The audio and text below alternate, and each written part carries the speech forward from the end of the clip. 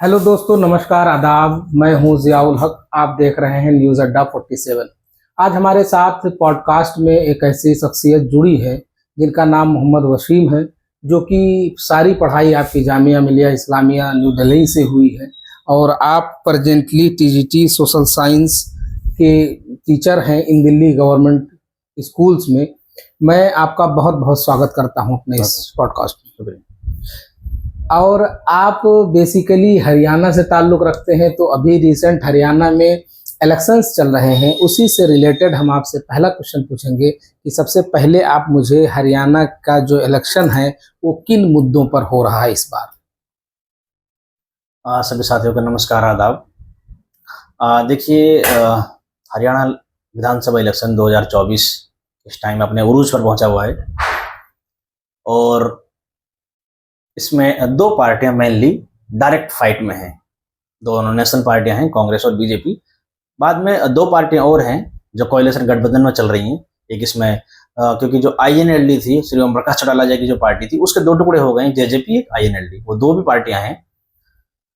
तो लेकिन दो पार्टियां मेनली डायरेक्ट फाइट में हैं। तो हमारे वहां पर सबसे जो पहला मुद्दा चल रहा है इलेक्शन में, वो किसानों का मुद्दा है। दूसरे नंबर पर आपने सुना ही होगा महिलाओं का, महिला जो रेसलर्स थी, जो खिलाड़ी थी, उनका जो अपमान हुआ था यहाँ पर जंतर मंतर पे, उसको लेकर के बहुत बड़ा मुद्दा है। तीसरा मुद्दा जो इन दोनों से बड़ा है वो बेरोजगारी का मुद्दा है। अभी आपने देखा होगा, रिसर्च आई थी कुछ दिन पहले, 21% लोग हम हरियाणा में बेरोजगार हैं, जो कि इंडिया में फर्स्ट लेवल पर है, सबसे ज्यादा बेरोजगार। तो ये 4-5 मुद्दे हैं, 3-4 मुद्दे हैं जिन पर इर्द गिर्द इलेक्शन लड़ा जा रहा है। जिस तरह से आपने किसानों की बात की, रेसलर्स की बात की, तो मैं रेसलर्स पे स्पेसिफिकली आपसे ये जानना चाहता हूँ कि क्या वो हरियाणा से और यूपी से कोई कनेक्शन है या एक प्रतिद्वंदी का मामला है जिसमें वो क्वेश्चन इमर्ज होकर के आए, जैसे बिल्कुल शरण सिंह और रेसलर्स का जो मामला है? बिल्कुल कनेक्शन है, क्योंकि जो रेसलिंग फेडरेशन ऑफ इंडिया है, उसके जो अध्यक्ष थे पहले, बृजभूषण सिंह, वो राजपूत कम्युनिटी से हैं। और इधर जो रेसलर्स हैं हरियाणा में, ज्यादातर जो स्पोर्ट्स होते हैं उनमें जो जाट मेजोरिटी के बच्चे होते हैं, जाटों के बच्चे होते हैं, तो उनको कुछ आपस में लेकर के, क्योंकि हम उस टॉपिक पर पर्टिकुलर नहीं बोल सकता, वो विचाराधीन है, अभी शायद सुप्रीम कोर्ट या हाई कोर्ट में है। तो उनका आपस में कुछ विवाद हुआ। विवाद इतना आगे बढ़ता रहा कि महिलाओं ने, जो रेसलर थी, उन्होंने जंतर मंतर पर धरना प्रदर्शन किया। उसमें भारतीय जनता पार्टी कुछ संगठन थे, कुछ मीडिया, इनके अपने सोशल मीडिया के अधिकारी थे, उन्होंने उनका अगेंस्ट में बातें लिखी। कांग्रेस पार्टी ने उस मुद्दे को अपने हाथ में ले लिया। उसमें खासकर जो भूपेंद्र सिंह हुड्डा है, उसका लड़का है दीपेंद्र सिंह हुड्डा, सांसद है इस टाइम रोहतक से, तो उन्होंने उनका साथ दिया पूरी तरीके से। बाकी और भी सभी लोगों ने, छत्तीस बरादरी जो हमारे यहाँ हरियाणा में है, सब लोगों ने उनका साथ दिया। लेकिन उसको बीच बीच में ये दिया कि जाटों का नाम दिया गया, ये जाट ये नॉन जाट। और इलेक्शन भी मैं आपको बता दूं, ये इस टाइम जो भारतीय जनता पार्टी और कांग्रेस पार्टी दोनों जो इलेक्शन लड़ रही हैं, एक तरीके से कहने को तो चाहे कोई कुछ भी कहे, लेकिन Jat versus non Jat election एक तरीके से हो रहा है। आपसे मैं ये जानना चाहता हूँ कि किसानों का भी बात किया आपने, तो क्या हरियाणा की सियासत में, हरियाणा की राजनीति में किसानों का कितना इंटरफेरेंस रहता है, या जिसका साथ किसान जाए उसको क्या फायदे नुकसान हो सकते? हरियाणा की राजनीति हमेशा से किसानों के इर्द गिर्द ही रही है, क्योंकि हरियाणा एक कृषि प्रधान राज्य है, आपको भी पता है, और बहुत बड़े लेवल पर कृषि की जाती है। चाहे वो दक्षिणी हरियाणा हमारा मेवात का एरिया हो, चाहे वो सेंट्रल हरियाणा हो, चाहे ईस्ट हो, चाहे वेस्ट हो, हर जगह एग्रीकल्चर करी जाती है। और एग्रीकल्चर यानी कि जो किसानों का जो मुद्दा है, वो सबसे बड़ा मुद्दा है, इसी वजह से बन रहा है। चाहे वो MSP को लेकर हो, चाहे वो किसानों ने जो प्रोटेस्ट किया था उसको लेकर के, उसमें 750-800 के किसान के आसपास शहीद हो गए थे। तो इस टाइम इलेक्शन में सबसे बड़ा मुद्दा इन्हीं का ही है। इसी वजह से 10 साल बाद कांग्रेस पार्टी की वापसी होने की संभावनाएं हैं। जिस तरीके से हम सोशल मीडिया पर, न्यूज़पेपर्स में जो सर्वे आ रहे हैं, जो रिपोर्ट्स आ रही हैं, मीडिया के थ्रू आ रही हैं, उनमें कांग्रेस पार्टी की 10 साल बाद सरकार बनने जा रही है। क्योंकि कांग्रेस इनके जो किसानों के जो खाप पंचायत से हैं, किसान संगठन से हैं, उन सब लोगों ने इनका साथ दिया है, दे रहे हैं। जिस तरह से भाजपा ने जो 3 फॉर्मूलाज लाए थे उसको विड्रॉ कर लिया, तो उसको विड्रॉ करने से, यानी वापस लेने से, क्या किसानों को अपने पक्ष में नहीं ले जा पाएंगे? नहीं ले जा पाए।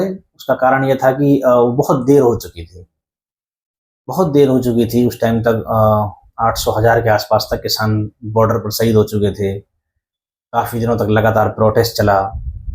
तो किसानों में एक तरीके से रोष है इसको लेकर के बहुत ज्यादा।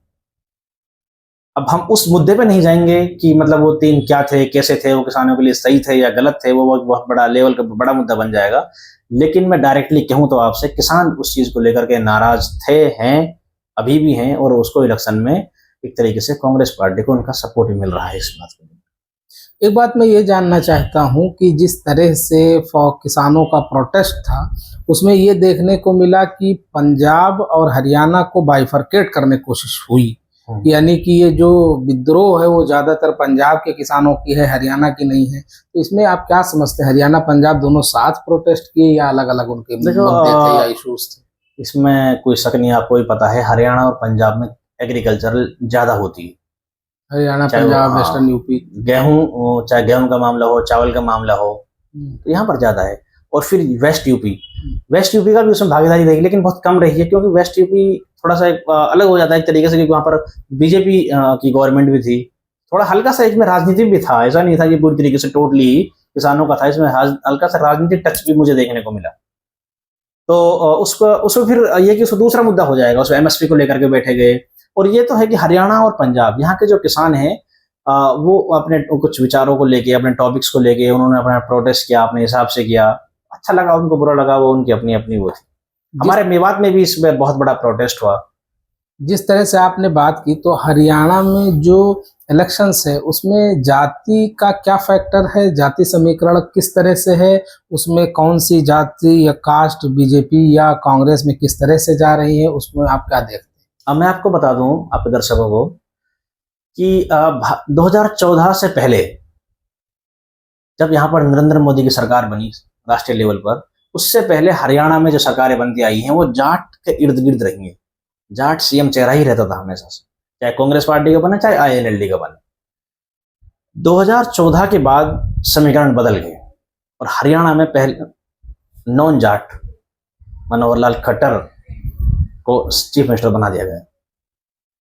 उसके बाद 9.5 साल तक वो रहे, और अभी 6 महीना पहले ही उसको हटा करके वो सेंट्रल कैबिनेट मिनिस्टर बन गए हैं, सेंट्रल राष्ट्रीय लेवल पर। अब नायब सिंह सैनी को वहां का मुख्यमंत्री बना दिया। तो एक तरीके से डायरेक्टली और इनडायरेक्टली कहा जाए तो हरियाणा का इलेक्शन कास्ट के इर्द गिर्द ही घूम रहा है, उसमें Jat versus non Jat. Bharatiya Janata party को यह लगता है कि जाटों की वहां पर 30% के आसपास वोट हैं, 6-7% के आसपास मुसलमान हैं, बाकी ओबीसीज में आते हैं, कुछ एससी हैं, इस तरीके से। तो इलेक्शन को जाट वर्सेस नॉन जाट करके, इस तरीके से भारतीय जनता पार्टी वहां 2 इलेक्शन जीत चुकी है already, Jat versus non Jat करके। इसीलिए उन्होंने नॉन जाट ही फेस को सीएम बनाया था। इस बार भी इलेक्शन में उन्होंने जो नायब सिंह सैनी को जो मुख्यमंत्री बनाया था, वो इसीलिए बनाया था क्योंकि वो ओबीसी समाज के से आते हैं।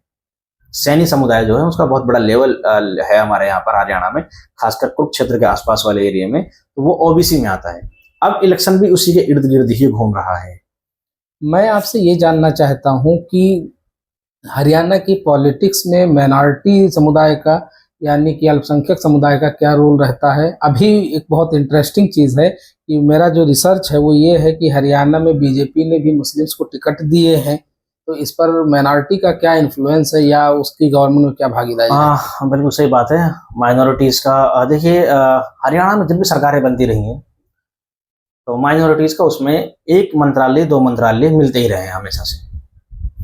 माइनॉरिटीज में सबसे ज्यादा मुसलमान हैं, 6-7% के आसपास मुसलमान हैं।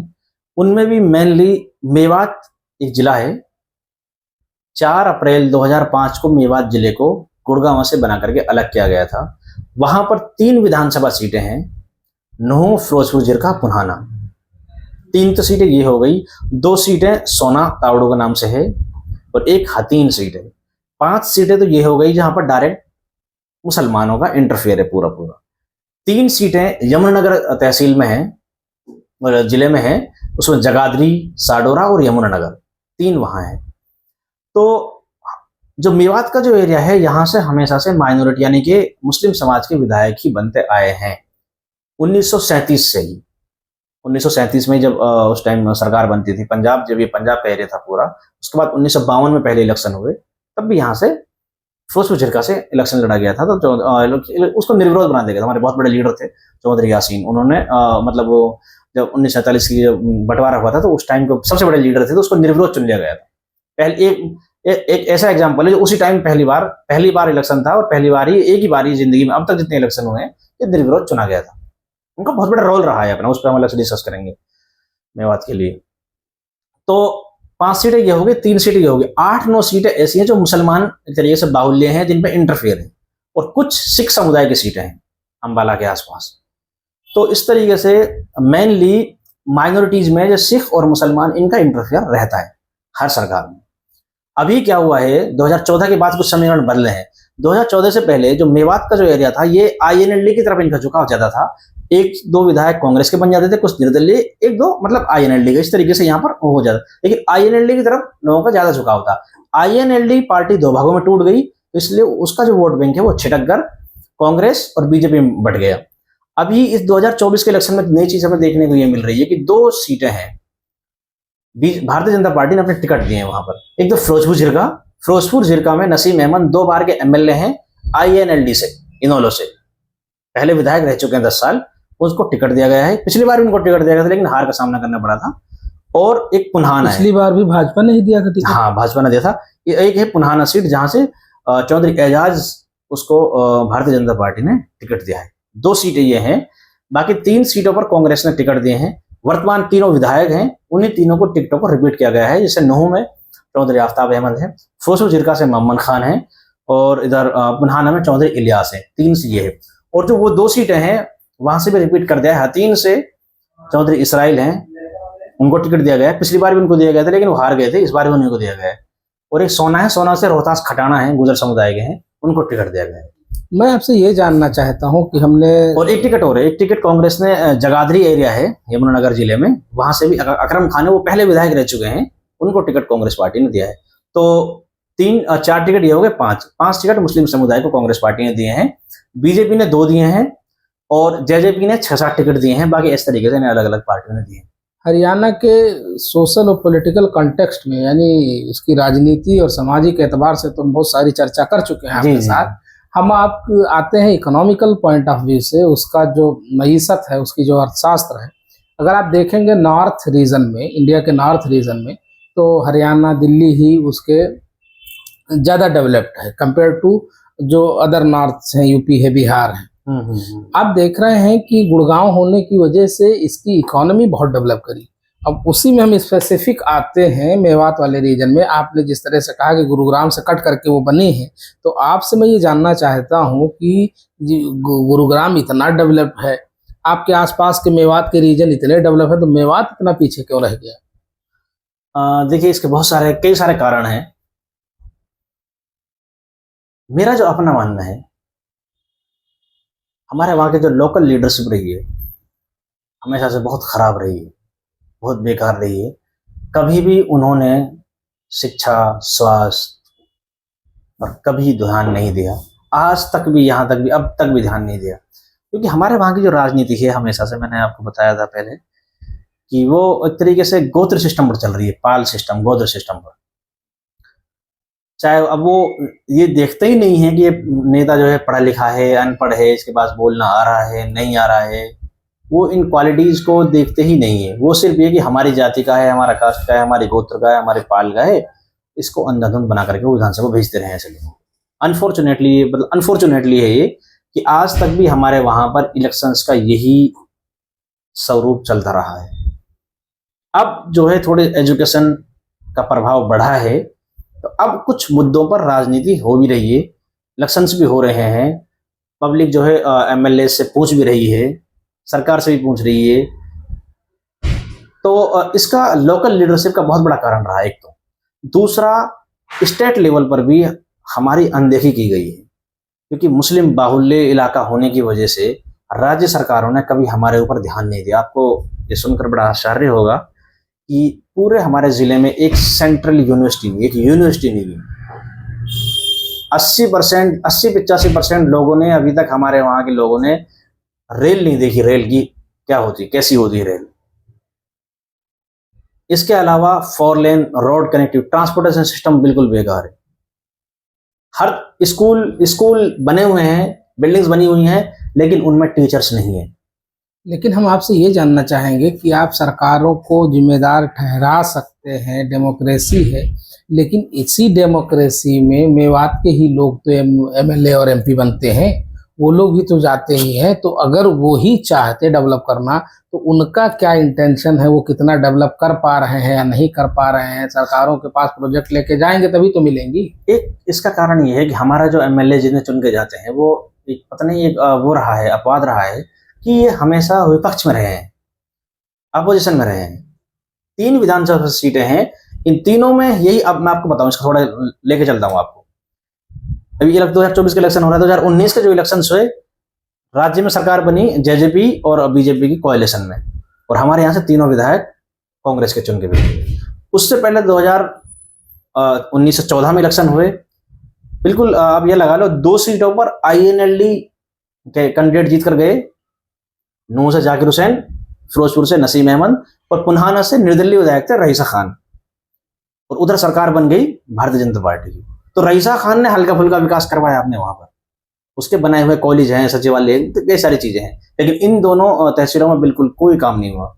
अच्छा, उससे पहले हम चलते हैं, कांग्रेस की सरकार थी, तो इन्होंने यहाँ पर मेवात में क्या हुआ, यहाँ पर इन्हों लोग MLA बना दिए। उससे पहले भी फिर कांग्रेस के 2 टर्म थे, तो दोनों टर्म में भी यही हुआ है। तो पिछले 20-25 साल की पॉलिटिक्स को तो मैं खुद अपनी आंखों से ही देख रहा हूँ। 20-1 साल की जो, मतलब 2-3 इलेक्शन हम लोगों ने देख लिए हैं, उसके बाद उससे पहले हमने पढ़ा है उनके इलेक्शन के बारे में। तो हमेशा से मेवात जो है अपोजिशन में रहा है। अब इस अपोजिशन का रहने के कारण भी कई सारे हैं, क्योंकि अनपढ़ता है, पता ही नहीं है हरियाणा में और क्या चल रहा है, बस अपने कोई मुद्दा नहीं, कोई विकास नहीं, और क्या किसकी हवा चल रही है, कुछ नहीं देखते इन चीजों के बारे में। सिर्फ बस अपनी जाति का है, अपने पाल का है, अपने गोत्र का है, उसी को वोट दे के आनी है, चाहे वो कुछ भी करे। क्योंकि उसमें भी इंटरनल राजनीति बहुत ज्यादा हो रही है वहां पर। हर गांव-गांव में 2-2 पार्टी बना रखी हैं, लड़ाई झगड़े दंगे फसाद, वो उनको सपोर्ट कर रहा है, वो लीडर उनको सपोर्ट कर रहा है। तो इसी सोच से अभी तक वो ऊपर नहीं उठे हैं। ये तो रही राजनीति की बात, लेकिन आप से मैं ये जानना चाहता हूं कि एक पर्सनल लेवल पर, इंडिविजुअल लेवल पर, गुरुग्राम आपके करीब में है या और सारी दिल्ली आपके करीब में है, तो यहाँ का तो आप यंग जो डेमोग्राफिक डिविडेंड है इस कंट्री की, जो यंग पॉपुलेशन है, उसका तो फायदा उठा सकती थी, तो उसमें ये कहाँ पीछे रह जा रहा है? वो इसलिए नहीं उठा पाए क्योंकि वो पढ़े लिखे ही नहीं है। आप यकीन नहीं मानोगे, हमारे वहां पूरे देश से सबसे ज्यादा ड्रॉप आउट हमारे जिले में है। 5वीं तक पढ़ते हैं कुछ बच्चे, 5वीं के बाद 10वीं तक पढ़ जाएंगे, फिर छोड़ देंगे आधे से ज्यादा बच्चे। 12वीं तक पढ़ाई ना करने की वजह क्या है? पढ़ाई ना करने की वजह से क्योंकि लचर व्यवस्था है वहां की, टीचर्स नहीं है स्कूलों में। आप ये लगा लो 300, 400, 500 बच्चे हैं, वहां पर सिर्फ 2 टीचर हैं, वो भी दोनों बाहर के हैं, रोहतक साइड के, तो वो भी नहीं आ रहे हैं। तो कोई मतलब कोई सिस्टम नहीं, कोई देखने वाला नहीं, कोई ऊपर से कमांड करने वाले नहीं। वो टीचर स्कूल में आए ना आए कोई कहने वाले नहीं है। क्यों? क्योंकि सरकारें उनकी बन की रही हैं, जिस समुदाय के जो टीचर्स हैं उन्हीं समुदाय की वो सरकारें बनती रही हैं। तो इस वजह से मेवात को एक तरीके से सरकार ने बिल्कुल अनदेखा रखा गया पूरी तरीके से। ना कोई वहां प्रशासन है, प्रशासन का कोई मतलब नहीं है। वहां जो प्रशासन के जितने भी अधिकारी हैं सारे वो मेवात में कोई नहीं रुकता, सारे के सारे गुड़गांव चले जाते हैं, और सब वो बाहर के हैं, क्योंकि लोकल का कोई बंदा ही नहीं है, स्टाफ में ही नहीं है। अब धीरे धीरे ये चीजें चेंजेस हो रही हैं, अब वहाँ अवेयरनेस भी बढ़ रही है, पढ़ भी रहे हैं, नई जनरेशन में हमारे बच्चे पढ़ भी रहे हैं, लग भी रहे हैं, जॉब भी लग रहे हैं। अब इस टाइम थोड़ा चेंजेस आ रहा है वहाँ जो, और उम्मीद है हमें कि आने वाले 5 साल में 10 साल में कुछ चेंज होगा। और इस बार जिस तरीके से कांग्रेस पार्टी की हवा चल रही था, हमारे यहाँ से 3-4 मतलब 5 सीटें कांग्रेस पार्टी की एक तरीके से निकलने जा रही हैं। मतलब एक तरीके से जो पब्लिक का जो रुझान है, 4 सीट खास करके हतीन, 3 टिकट ये हुए हतीन की, 4 सीट तो मोस्टली कांग्रेस की तरफ ही जाएंगी। और लोग इसी उम्मीद से कांग्रेस पार्टी को वोट भी दे रहे हैं कि कुछ हमारा ये विकास करेगी, कुछ भला करेगी। अच्छा, आपने जिस तरह से ये कहा है कि जाट और नॉन जाट को लेकर के जो सियासत चल रही है, तो ये अंदाज़ा लगाना मेरे हिसाब से बहुत मुश्किल होगा कि जैसे जाट एक कम्युनिटी हो गई, अदर कम्युनिटीज़ में जैसे एससी कम्युनिटी हो गई, तो एससी कम्युनिटी अगर किसी अदर के साथ एफिलिएशन बना ले, तो ये कैसे कह सकते हैं कांग्रेस की सरकार आ सकती है? ये इस तरीके से कह सकते हैं। अभी मैं रिसर्च पढ़ रहा था टाइम्स ऑफ इंडिया की, अभी रिसेंटली इलेक्शन हुए लोकसभा के, पता ही आपको, तो उसमें 52 सीटें हैं, 52 सीटें ऐसी हैं जिन पर कांग्रेस पार्टी मेजोरिटी लेके आई है। तो इस अंदाजे से फिर बीजेपी ने 10 साल रूल किया है, तो उसकी एंटी इनकम बेसी काम आ रही है। फिर किसानों का मुद्दा है, बेरोजगारी का मुद्दा है, ये कुछ मुद्दे हैं जो कांग्रेस पार्टी के पक्ष में जा रहे हैं। लेकिन जो पक्ष में नहीं जा रहे हैं कुछ मुद्दे ऐसे भी, क्योंकि बीजेपी, इसमें कोई शक नहीं है, मैं आपको बता दूं, आप कैमरा दर्शकों के लिए कह रहा हूँ, बीजेपी ने 10 साल जो रूल किया है, इसमें जो जॉब्स दी हैं वो वाकई बिना खर्ची और बिना पर्ची के नौकरियां दी हैं सारी। हमारे खुद मेरे बहुत सारे जो लड़के हैं साथ के, वो जॉब्स में लगे हैं अपनी मेहनत के बलबूते पे। उससे पहले क्या था कि पॉलिटिकल इंटरफेरेंस रहता था इन चीज़ों में, जॉब्स वगैरह में, लेकिन इन 10 सालों में ऐसा कुछ नहीं रहा है। हमारे मेवात में आज़ादी से 77-78 साल हो गए आज़ादी को, अब पहली बार इन 10 सालों में सबसे ज़्यादा नौकरी लगी है।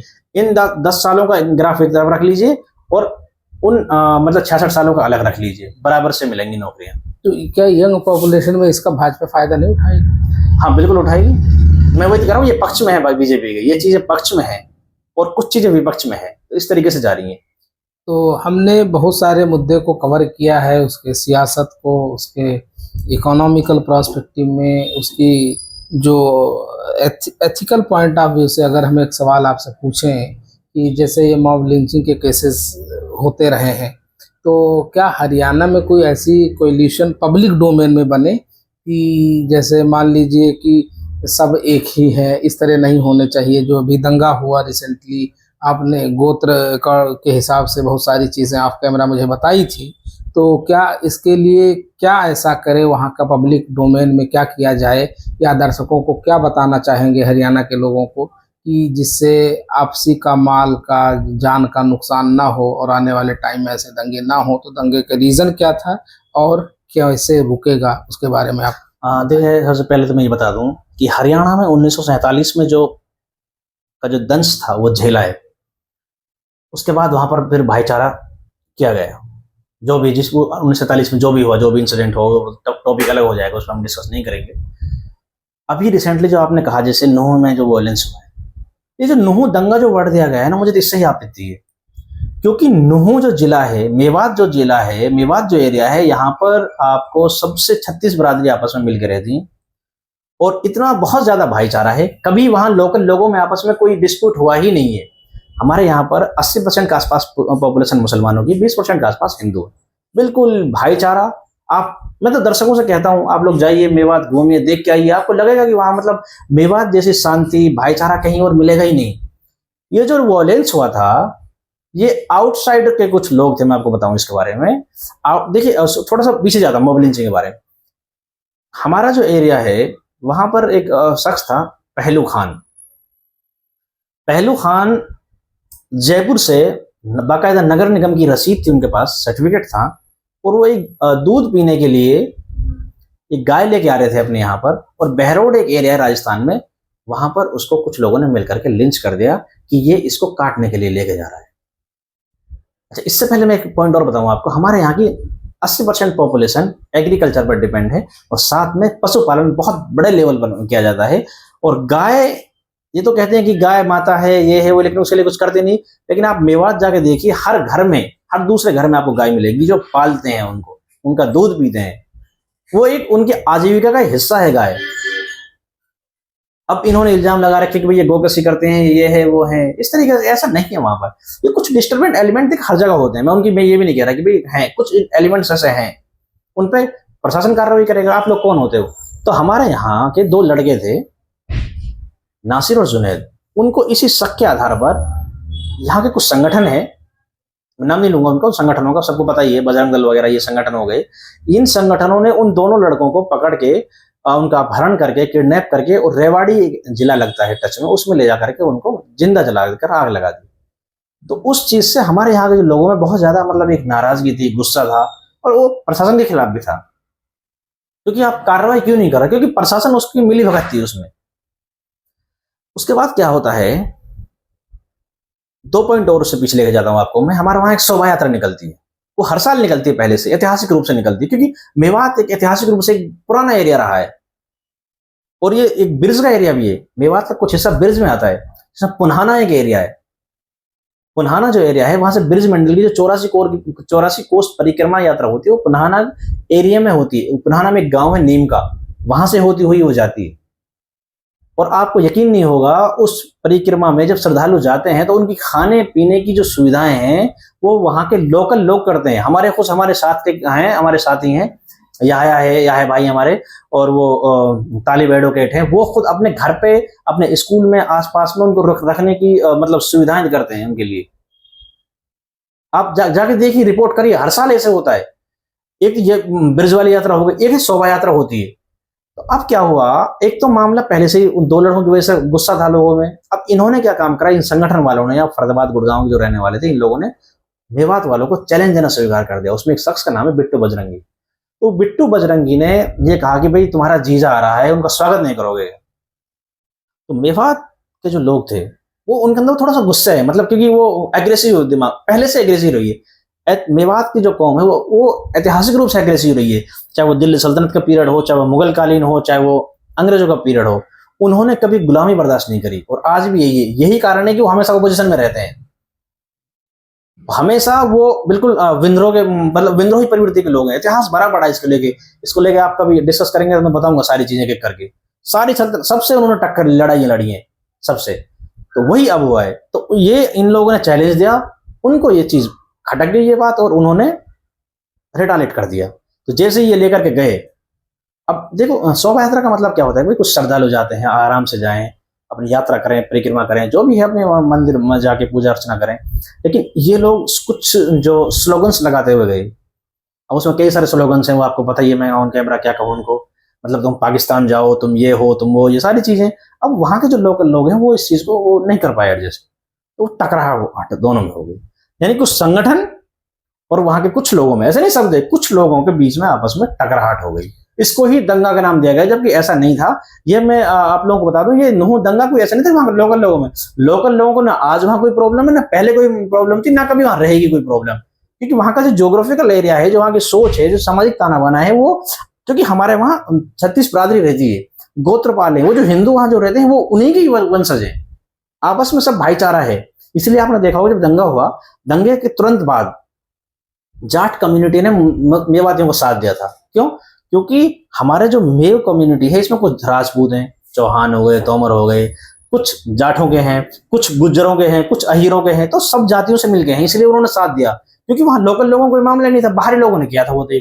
और वो उसमें भी राजनीति ने करवाया, जो भी गच्छ करवाया था उसमें राजनीति बहुत बड़ा हुआ। ठीक है, हम ये चलेंगे आपकी अभी आखिरी पहलू में, आखिरी पल में हमारे चैनल के थ्रू हरियाणा के यूथ को क्या मैसेज देना चाहेंगे? इसमें ये देना चाहूंगा कि इस बार वोट करिए, शिक्षा के नाम पर, विकास के नाम पर। मैं मेवात वालों को भी कहना चाहूंगा कि भाई अपने फ्यूचर में जो चीजों को देखते हुए जो प्रॉब्लम्स है, समस्याएं हैं, चाहे वो रोड की प्रॉब्लम हो, यूनिवर्सिटी की प्रॉब्लम हो, चाहे रेल की प्रॉब्लम हो, जो भी है, जितनी उन समस्याओं को लेकर वोट करिए। मैं तो ये नहीं कहूँ किसी पार्टी के लिए करनी है नहीं करनी है, वो तो आपका अपना है, अपना वो है, जो आपको कैंडिडेट अच्छा लगे या किसी की नीतियां अच्छी लगे, जो घोषणा पत्र हैं उसको देख करके वोट करिए। लेकिन वोट जरूर करिए, 5 तारीख को वोटिंग होगी, तो वोट जरूर करिए।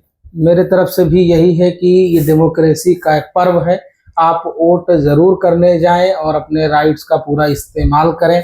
मैं आप सबका, अपने दर्शकों का, अपने न्यूज़ अड्डा 47 पर बहुत स्वागत करता हूं, और आपका भी कि आप हमारे वक्त दिए। मैं जो भी अभी मेरे चैनल को सब्सक्राइब नहीं किए हैं वो कर लें। हम आपको अभी भी आपसे ये वादा करता हूं कि अपने कंटेंट में और इम्प्रूव करने की कोशिश करूंगा, और भी अलग अलग सेक्टर से अलग अलग लोगों को आपके सामने रूबरू कराता रहूंगा। Thank you very much.